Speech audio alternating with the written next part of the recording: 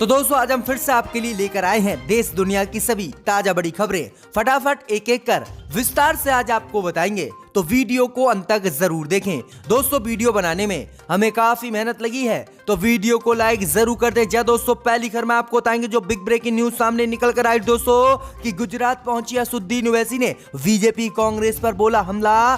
BJP Congress को बताया मामा भांजे की पार्टी। तो वहीं आपको बताएंगे दोस्तों की कृषि कानून को लेकर किसानों ने 5 सूत्री प्रस्ताव किया पारित। मोदी अमित शाह के छूटे पसीने, किसान बोले जब तक कृषि कानून नहीं होगा रद्द तब तक आंदोलन रहेगा जारी। तो वहीं आपको बताएंगे दोस्तों की राजस्थान के निकाय चुनाव में भाजपा को लगा तगड़ा झटका।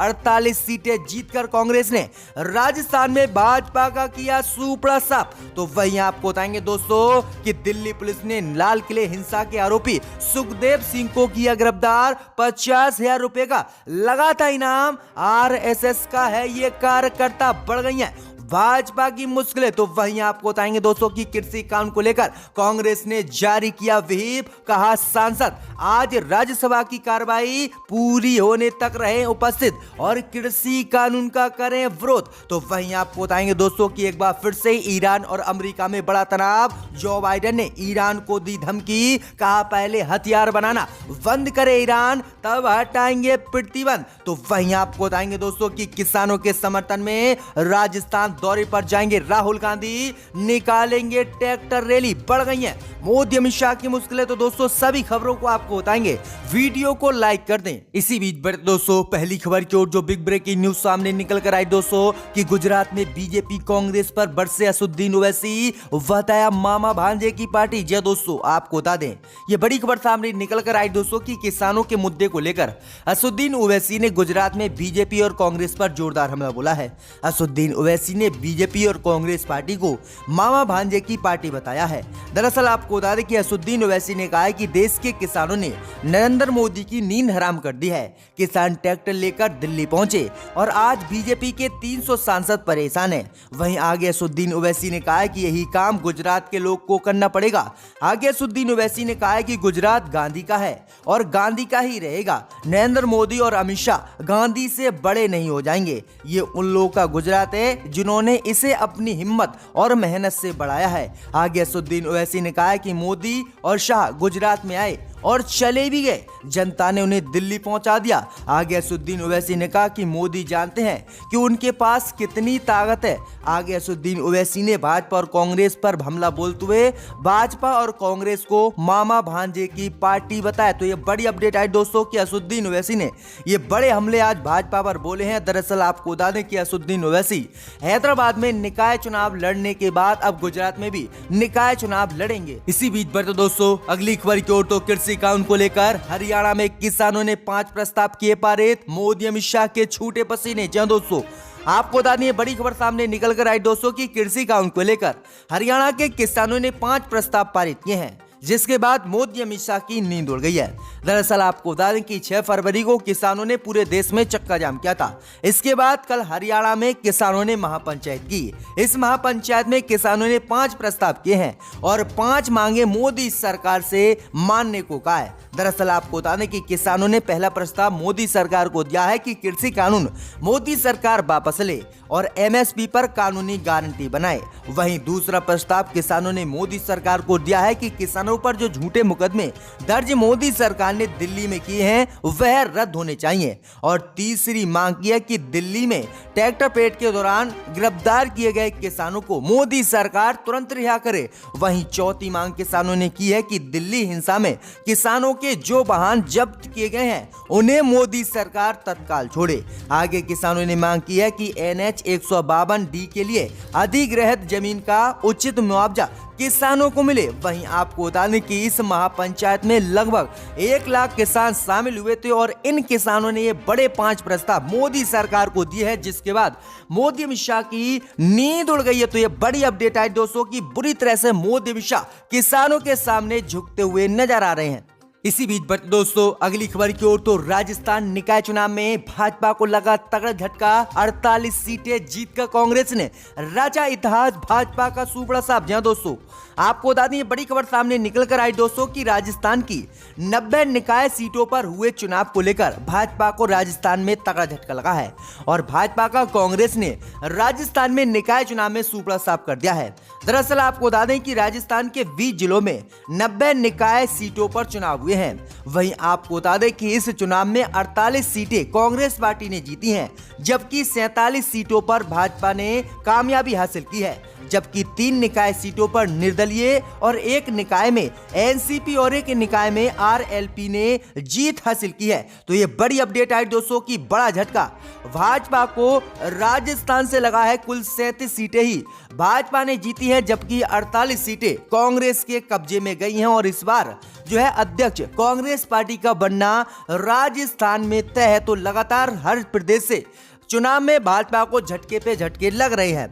इसी बीच बटे दोस्तों अगली खबर की ओर तो कृषि कानून को लेकर दिल्ली पुलिस ने लाल किला हिंसा के आरोपी सुखदेव सिंह किसान को किया गिरफ्तार। 50,000 रुपए का लगा था इनाम। जी दोस्तों आपको बता दें ये बड़ी खबर सामने निकल कर आई दोस्तों कि दिल्ली पुलिस की क्राइम ब्रांच ने रविवार को लाल किले में ट्रैक्टर परेड के दौरान हिंसा फैलाने के एक आरोपी को गिरफ्तार किया है। आरोपी का नाम सुखदेव सिंह बताया जा रहा है। पुलिस के मुताबिक सुखदेव पर 50,000 रुपए का इनाम लगा था। वहीं आपको बता दें कि दिल्ली में गणतंत्र दिवस के दिन कृषि कानून का विरोध कर रहे किसानों ने ट्रैक्टर मार्च निकाला था। इस दौरान राजधानी में लाल किले समेत तमाम जगहों पर प्रदर्शनकारियों ने हिंसा की थी।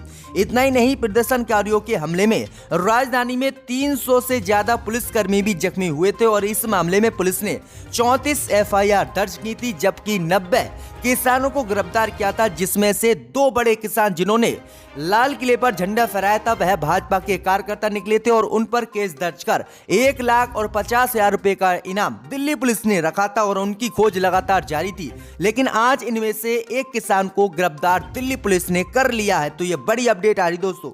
इसी बीच बटे दोस्तों अगली खबर की ओर तो कांग्रेस पार्टी ने किसानों का समर्थन करते हुए किया बड़ा ऐलान। कहा संसद में आज राज्यसभा की कार्रवाई पूरी होने तक उपस्थित रहे सभी कांग्रेस सांसद। जहां दोस्तों आपको बता दें ये बड़ी खबर सामने निकल कर आई दोस्तों कि कांग्रेस पार्टी ने अपने सांसदों को आज राज्यसभा की कार्रवाई में मौजूद रहने के लिए कहा है। पार्टी ने इसके लिए व्हिप भी जारी किया है। खास बात यह है कि कांग्रेस ने अपने सांसदों को कार्रवाई स्थगित किए जाने तक सदन में मौजूद रहने के लिए कहा है, जिसके बाद लगातार मोदी अमित शाह की मुश्किलें बढ़ गई हैं। दरअसल आपको बता दें कि मोदी अमित शाह को लगातार कांग्रेस पार्टी कृषि कानून को लेकर घेर रही है और राज्यसभा सहित संसद में किसानों का मुद्दा उठा रही है। तो इसी बीच आज फिर से राज्यसभा में हंगामा कृषि कानून को लेकर हो सकता है।